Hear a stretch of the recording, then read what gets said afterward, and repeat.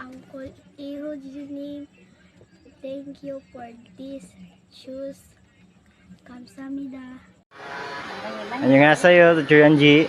안녕하세요. Good morning. So since Giselle have a class today, so please receive the delivery for her.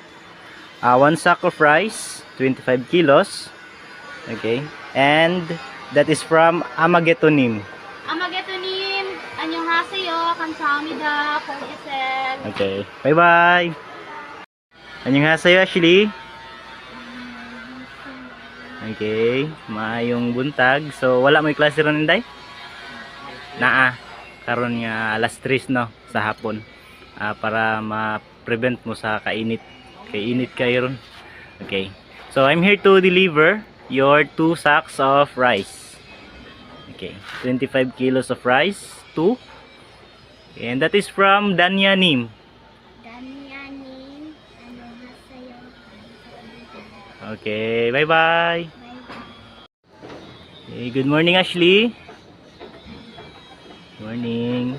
So I'm here to deliver your 1 packs of cans, 20 pieces. Okay. Happy ra kayo, Day? Katawa ba? Okay. So that is from Yongchul Nim. 용쇼님, 안녕하세요. 감사합니다. Okay, bye-bye. Annyeonghaseyo, Giselle. So, bago pa naabot ka school. Okay, so here's your 25 kilo bugas. And that is from Amagetonim. 아마게토님, 안녕하세요. 감사합니다. Okay, so eat well ha. Musta ang pag-eskwela karon? Wala init? Init? Okay, so kaon og tarong. Ha? Saram dako tarong asang buhok. Okay. So kaon og tarong kaog daghan. Dili mag diet. So dili mag diet ha. So and study well. Okay. Bye-bye. Annyeonghaseyo, Eunice.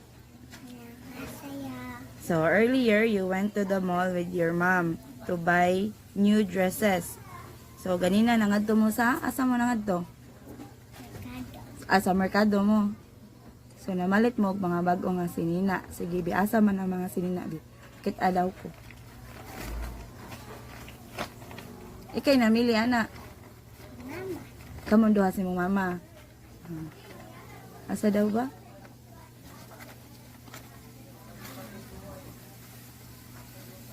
How many pieces man? Pila man nakabuok? wala. 3 pieces.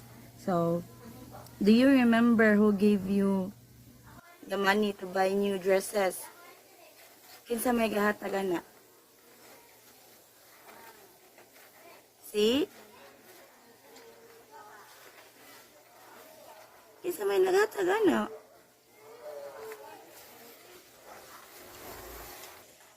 Kinsa gahatag ana? So, what will you say to Iho Jinim? Uncle Ihojini, 안녕하세요. 감사합니다. Bye-bye. Annyeonghaseyo, students. 안녕하세요.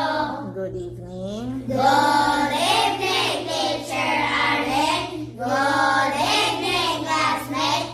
It's nice to see you this evening.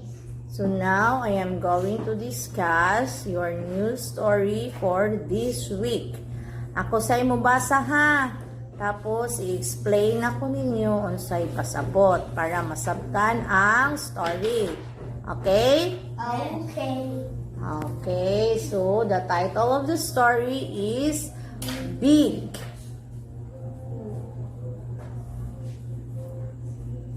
I like to go to the zoo. I can see a big elephant. Can you see the big elephant? I can see a big giraffe. Can you see the big giraffe? Yes. Okay, so sayon ra kayong story ninyo, no? So, there is no kuan na nga walay makamemorize. Kasabot? So, kasabot mo unsay big. Kasabot mo unsay big. So, zoo. Nakakita nag zoo. Okay. Unsa may naa sa zoo? Zoo. Animals. Kasi klase nga animals, no? Onggoy. Biskan nung sa, naa dito. Kana siya.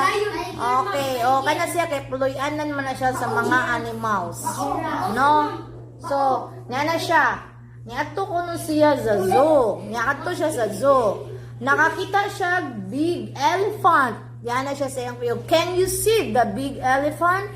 So, nangutan na siya. Nakakita basad mo sa big elephant?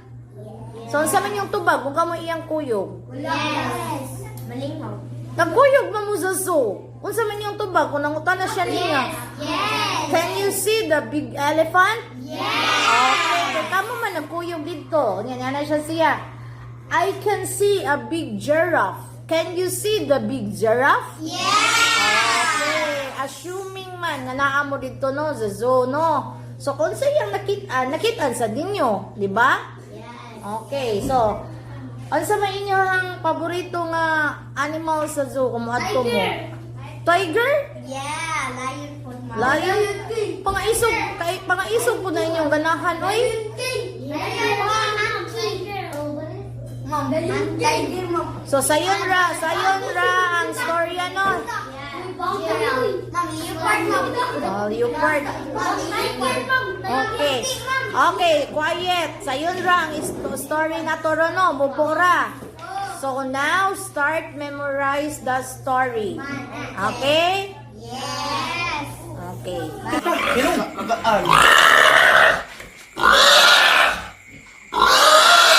51.